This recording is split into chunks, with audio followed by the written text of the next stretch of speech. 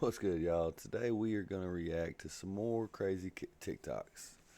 This should be fun. I like doing these, so I hope y'all enjoy them. Before we get started, if y'all would hit that like, hit that sub, man. It means a lot. It'd take my channel a long ways. Yeah, some more crazy TikToks. Let's go.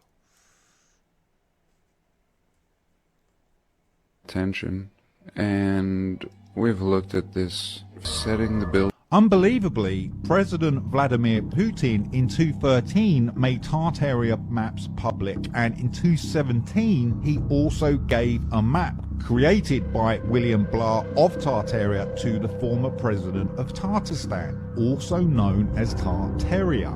So how did William Blah have such a clear picture of this country if it didn't exist?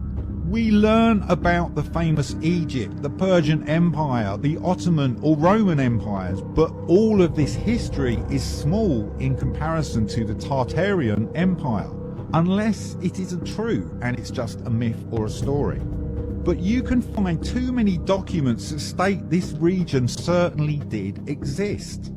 The landmass and territory called Tartary and Great Tartary was an historical location in northern Asia that existed between the Caspian Sea, the Ural Mountains and the Pacific Ocean. Tartary was a blanket term used by Europeans for the areas of central, northern and eastern Asia, as these parts were largely unknown to European explorers.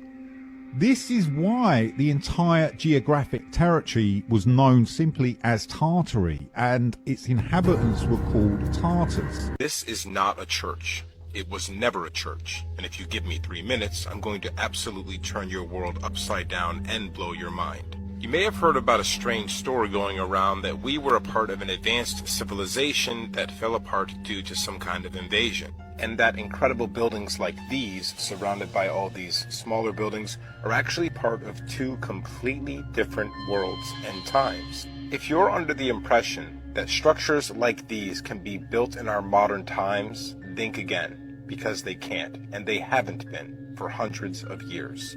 There are countless buildings like this scattered all over the world that we repurposed as banks, churches, universities, and state buildings. You'll also notice that a lot of these buildings have the word founded etched in the side instead of built. That's because we found them, we didn't make them. So let's talk about what these buildings were really used for before we repurposed them. It's becoming painfully obvious that our religions and our religious institutions do not serve us, and in fact were built to control us. We're starting to realize that many of the stories we've been told about our religions have been twisted and corrupted to imprison our minds and our spirits. Well, it gets so much crazier and worse than that. Because these buildings were never churches. They were healing centers and amplification centers for our meditation and prayers to make our thoughts reality, word to flesh. The painted glass windows and all the geometric shapes were meant to amplify those frequencies outward and inward to heal us and create a protective force field around the building and around the empire.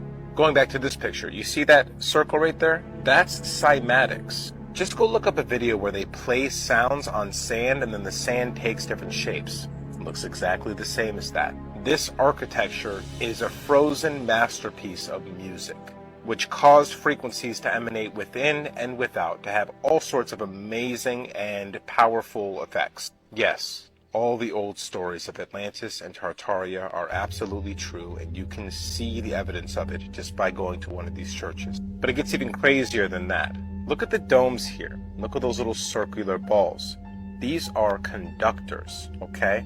We don't have a cross or the moon and the star here, and there's a good reason why. I'm just going to put this ugly modern church in the background while we talk about this so this can really sink in for you. All of our religious symbols like crosses and moons and stars were actually just carefully crafted antennae. They were shaped that way to pull energy into the building. And now just think about how you have defined your entire life based on these symbols, defended them, fought other people over them, thought you were worshiping a god through that symbol. They are laughing in our face. And guess what? It gets even crazier in part 2 when we talk about the Orgon generator. Remember, evaporated in that instant. According to historical records, the first ancient civilization known to us is that of the ancient Sumerians. The Sumerians existed over 6,000 years ago, predating the Egyptians by 1,000 years. They resided in a region known as Mesopotamia, which encompasses present-day Iraq and parts of Iran, Kuwait, Syria, and Turkey. The Sumerians referred to themselves as black-headed ones, or black-headed people, and held a belief in gods known as the Anunnaki, described as children of the earth and skies. Some researchers speculate that the ancient Sumerians had a remarkable understanding of the universe, as depicted in artifacts showing the solar system with planets orbiting the sun. Adding to their intrigue are depictions of ancient handbags and bracelets. The Sumerians made groundbreaking inventions, including the wheel, alphabet, and the calendar we use today. They also developed irrigation systems for farming and established a system to measure time in seconds, minutes, and hours. Some believe that knowledge was bestowed upon them. The Sumerian civilization appears to have been one of the most advanced of its time, challenging modern explanations of our history. The discovery of 30,000 stone tablets from ancient Sumeria includes the story called the Epic of Gilgamesh, which features a great flood, an event also found in many other religious texts. Scientists link the end of the last ice age to several temperature anomalies and a significant rise in sea levels, likely caused by an asteroid impact. This catastrophic event may have led to the rapid melting of ice and widespread devastation to various species, including animals, plants, and humans. Some speculate that the tale of the Great Flood is not a mere myth, but a way of passing down knowledge through generations to ensure its survival. Recent findings, such as Göbekli Tepe in Upper Mesopotamia, dating back at least 11,600 years, have questioned the age and origins of the Sumerians. It is still uncertain where the ancient Sumerians originated from, and some theories suggest they may have migrated south into southern Mesopotamia, where the people of Göbekli Tepe became the Sumerians we know today. Feel free to share your thoughts in the comments. Tartarians also had their own flags, one of which was a dragon and the other an owl. There's a story behind the owl symbolism. Crazy story about Khan, who was the first emperor of Tartary. Khan was being chased after a battle and ran into a bush to hide. An owl was sitting on top of the bush and didn't fly away when it saw him. His pursuers came over and saw the owl but didn't search the bush, thinking that if Khan was there, the owl would have gotten spooked and flown away. Genghis Khan was grateful for the bird preserving his life, and the Tartarians venerated the owl ever after. Many cultures, like the Romans, regarded it as an evil omen and the harbinger of death. The Athenians regarded the owl with veneration and saw it as a sign of wisdom, which seemed to carry over to this day. So depending on which culture you reference, the owl symbol could mean different things. Whatever was going on 6,000 years ago, whatever was going on, they were writing about some wacky shit, man. All that Zechariah Sitchin stuff. The books are weird, man. I believe it was like the 1970s. He's deciphering these ancient Sumerian texts from 6,000 years ago. This is the craziest one of all. Humans were genetically engineered from lower primates, and they were used to harvest gold. And that the Anunnaki needed gold because gold is very plentiful here and very hard to find, very rare on their planet. They said that they needed it to hang in their atmosphere to protect them from the sun because they were losing their atmosphere. We're losing our atmosphere. And one of the things that scientists have suggested is hanging reflective particles above the Earth in orbit so that it would mute out some of the effects of the sun. What he was saying in 1978 is what they suggested in like 2018. Did you see that video of these two dirt bike rides? To check out, but you do what you do with the mind. Yeah. The survey it had rained and the road is slick. They slip and slide and they zip off the side of the road. It's like Dr. Seuss. They're like, all right, how do you get the truck back on the road? We're going to walk back to town, get 30 dudes together, and we're just going to try to push the truck back on the road. They roll back into town, and as they arrive, there is something else there. There are two roughly 15-foot tall giants. Whoa. They had put the truck back on the road. They freak out. The 30 dudes see these very large people. They got red hair. Oh. They dip out. They're like afraid, obviously. They go back. The car's still there, but it had been raining. Footprint. And there are tons of stories in the Solomon Islands. Like, giants live in the mountains. They said they were 13 feet tall. Yeah. That's wild. Perhaps that beautiful clock in Prague shows much more than just the time. Now, if you follow this page, I'm not in any one camp when it comes to globe Earth, flat Earth, but I certainly think it's more than what they tell us. At this point, Since the moon is allegedly 240,000 miles away from the Earth would catch up in just 4 hours, so the moon must continue traveling 67,000 miles per hour along Earth's trajectory, while simultaneously continuing its now perpendicular 2,288 mile per hour second trajectory. Then, as it turns to reach the inner part of its orbit, the moon must now slow back down to its original speed, allowing the Earth to pass by. Lastly, as it passes behind the Earth, the moon must once again quickly accelerate back up to nearly 70,000 miles per hour before getting left in the dust. In addition to all of this, the Sun itself is allegedly orbiting the Milky Way galaxy at 448,000 miles per hour, further compounding the problems and calculations of the heliocentric model. Yeah, it's hard to believe. If this were true, then the Earth, Moon, and other planets would all have yet another set of ridiculous and impossible corkscrewing accelerations and decelerations necessary just to keep up with the Sun. And for the cherry on top, all of these calculations have been assuming perfectly circular orbits, but the actual heliocentric model claims that the Moon's orbit around the Earth's orbit around the Sun, and the Sun's orbit around the Milky Way are all elliptical, not circular, meaning there would be even more additional accelerations and decelerations to calculate depending where each one is along its elliptical path. These constant and drastic accelerations and decelerations necessitated by the heliocentric model are rarely, if ever, mentioned by globe believers, because they have always been taught that the reason we do not feel or experience any of this supposed motion is because we always travel at a constant velocity. In their own model, however, due to their elliptical orbits and revolving around other revolving bodies, the Moon, Sun, Earth, and other planets could not maintain constant velocities and would instead be regularly accelerating and decelerating.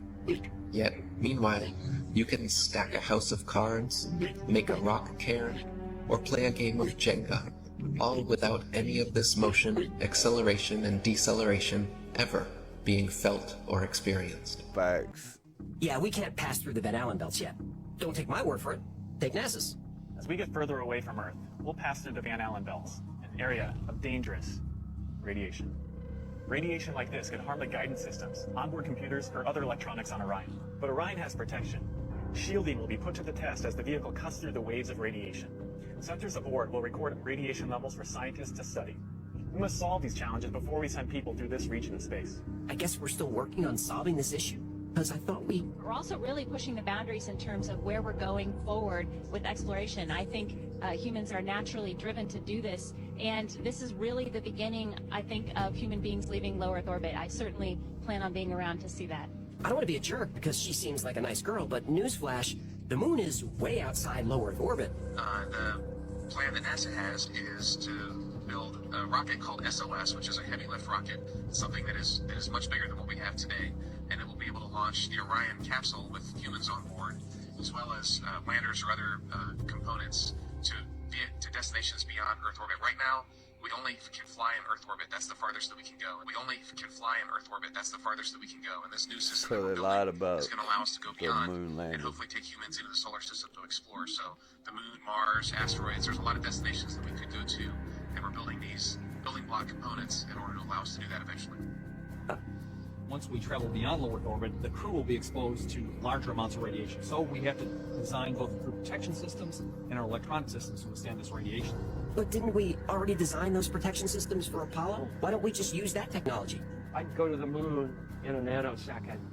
The problem is we don't have the technology to do that anymore. We used to, but we destroyed that technology, and it's a painful process to build it back again. Wait, we destroyed the technology and we can't recreate it? So nobody wrote anything down? That seems irresponsible. You mean irresponsible, like recording over the original moon landing tapes? Yeah, NASA did that. There are no original high-quality moon landing tapes. They were erased and reused. Definitely faked it then. The footage we see of the moon landing was taken in a very strange way. NASA took a video feed from the moon and projected it onto a screen. Then TV stations pointed their cameras at the screen. The stations wanted a direct feed, but NASA refused. That's why the moon landing footage is such a mess.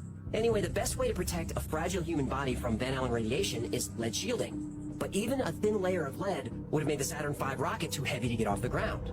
The only protection they had was a thin sheet of aluminum. But aluminum melts at about 1200 degrees Fahrenheit. The electrons in the Van Allen belts have energies of millions of volts. Now, this would equate to a temperature of about 10 million degrees Kelvin. So how did NASA overcome this problem? They didn't. Instead, they called Hollywood. Until next time. Right, let's get this straight right now, right? That's why why has they got- nobody told me that this thing right here is real? Explain that to me. Explain that to me. And it doesn't stop there. No, here's another one. Look at that. Clearly a woman. Clearly a woman. Don't even know. How is that thing? Explain that. It's not a natural form. And then here's another one. Just a guy, just a dude, sat there. Little penguin for you. Then a little bird kissing another bigger bird. Some sort of goat. Not quite sure. Defo a snake. Defo a snake. There's two snakes. Two snakes on top of each other. Then I've no idea what that is, but if they're not teeth, I don't know what are. Defo a little dinosaur. And then a hand. What is going on, people? I mean, check this out, right? Just look at this for a second, and you tell me what this could be. Some of those are cool looking. Some of them look I'm not sure about that one. Photoshopped, Looks sus. It's a bit sus too. That's defo a person, that though. Not even bothered. When did this...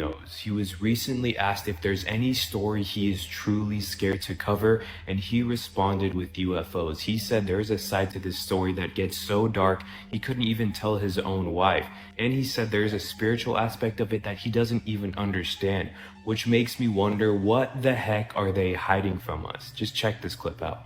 Are there things that you're scared to cover? You're sitting there saying, wow, this is like soul crushing, like to the point where like it really scares you in your soul. There are two. Yes, there are two. One is the 2020 election. The second thing that bothers me is the UFO story. And, you know, the more you dig into that and talk to people with actual knowledge of, there are parts of that story that I do not understand at all that are really, really, really dark. It's so dark that I, haven't told my wife about it. I mean, I haven't verified any of this, but this is not just stuff that I read on the internet. I know you all are very, very grounded in that story, so I think I know, what I'm talking about. Yeah. But there's some stuff there that's just like, man, I'm not even sure what that means. There's a spiritual component there that I don't fully understand. So yes, that story bothers me. Part of it is the public can't deal with it. It's too far out. The implications are too profound. And I understand that. Because I've heard things where I'm just like, oh man, I don't even really want to know that, honestly. Deeply disturbing stuff.